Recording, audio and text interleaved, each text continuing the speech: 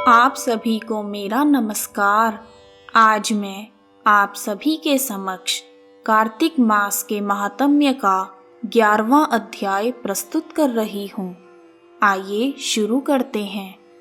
श्री कृष्ण गोविंद हरे मुरारी, हे नाथ नारायण वासुदेवा। बोलो बांके बिहारी लाल की जय। जय श्री कृष्णा। एक बार सागर पुत्र जलंधर अपनी पत्नी वृंदा के साथ असुरों से सम्मानित होकर सभा में बैठा था। तभी दैत्य गुरु शुक्राचार्य वहां पर आ गए। उनके तेज से सभी दिशाएं प्रकाशित हो गई। गुरु शुक्राचार्य को देखकर सागर पुत्र जलंधर ने असुरों सहित उठकर बड़े आदर से उन्हें प्रणाम किया। गुरु शुक्राचार्य ने सभी को आशीर्वाद दिया। फिर जलंधर ने उन्हें दिव्य आसन पर बैठाकर स्वयं भी आसन ग्रहण किया। सागर पुत्र जलंधर ने उनसे विनम्रता पूर्वक पूछा, गुरुजी, आप हमें यह बताने की कृपा करें कि राहु का सिर किसने काटा था।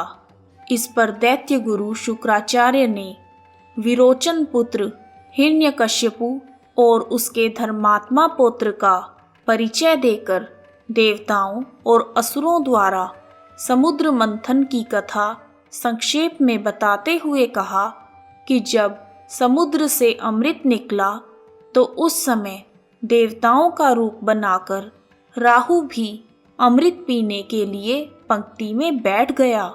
इस पर इंद्र के पक्षपाती भगवान विष्णु ने राहु का सिर काट दिया। अपने गुरु के मुख से ऐसे वचन सुनकर जलंधर के क्रोध की सीमा ना रही। उसके नेत्र लाल हो गए।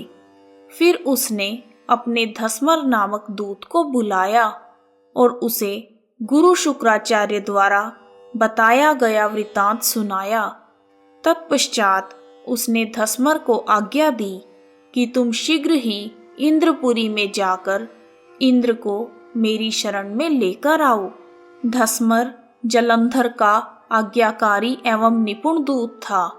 वह जल्द ही इंद्र की सुधर्मा नामक सभा में जा पहुंचा और जलंधर के शब्दों में इंद्र से बोला, हे देवता धाम, तुमने समुद्र का मंथन क्यों किया और मेरे पिता के समस्त रत्नों को क्यों ले लिया?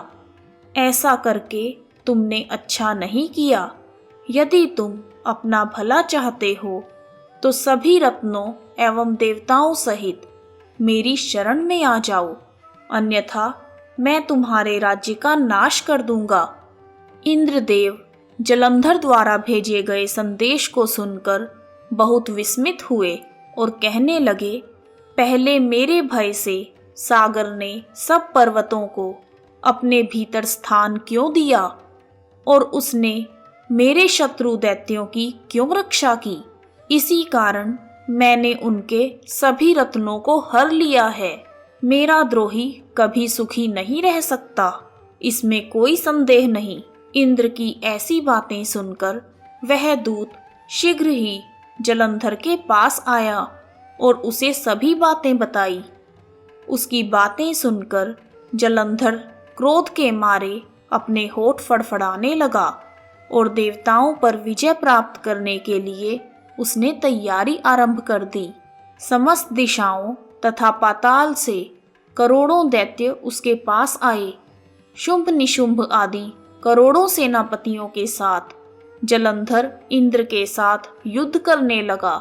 शीघ्र ही इंद्र के नंदन वन में जलंधर ने अपनी सेना उतार दी। वीरों की शंख ध्वनि और गर्जना से इंद्रपुरी गूंज उठी।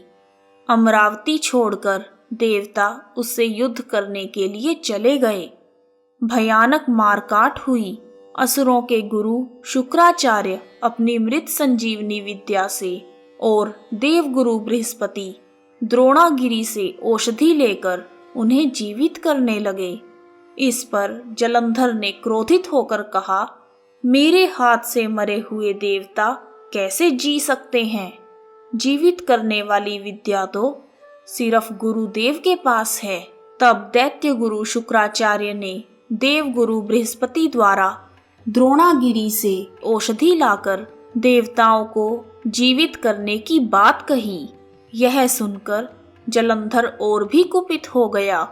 फिर शुक्राचार्य जी ने कहा, यदि शक्ति है तो द्रोणागिरी को उखाड़कर समुद्र में फेंक दो, तब मेरे कथन की सत्यता प्रमाणित हो जाएगी।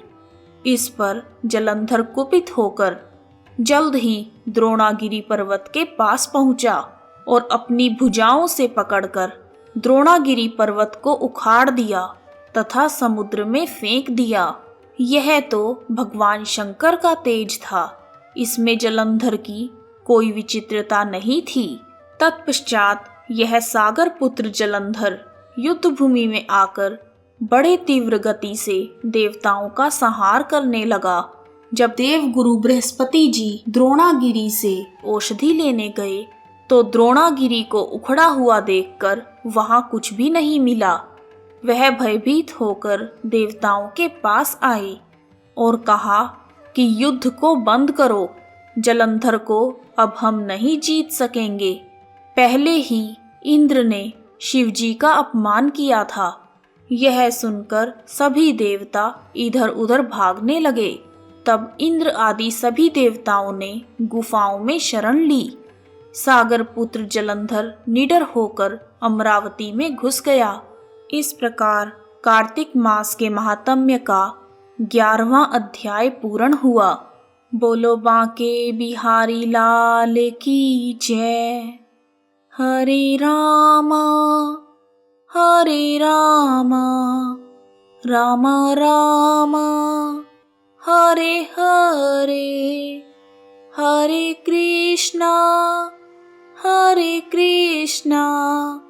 कृष्णा कृष्णा हरे हरे।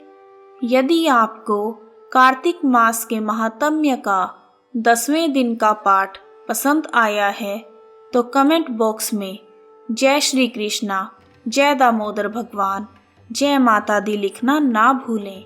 आप सभी का हार्दिक धन्यवाद। जय श्री कृष्णा, जय माता दी।